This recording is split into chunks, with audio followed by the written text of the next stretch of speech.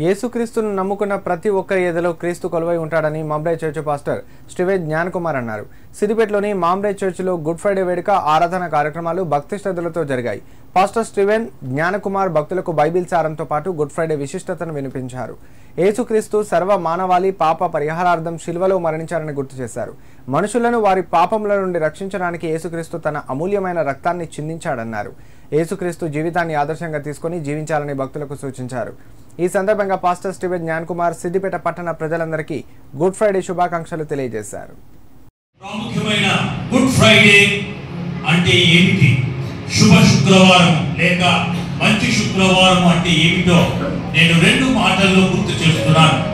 గమనించండి ప్రభువు ప్రియులారా, దేవుడు తాను ఉండేటువంటి అత్యున్నతమైన ఆ పరలోక సింహాసనం విడిచిపెట్టి భూమికి శరీరధారుడుగా ఆయన జన్మించి 33.5 సంవత్సరములు జీవించి ఆయన చివరిగా భూలోకములో ఉన్న మానవాళి కొరకై తన యొక్క ప్రాణం అర్పించాడు.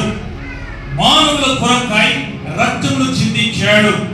మానవులు చేసిన పాపమును తన యొక్క శరీరం మీద ఆయన భరించాడు. ప్రభువు ప్రియులారా, యేసు ప్రభువారు ఈ లోకంలో జన్మించిన మాట వాస్తవము.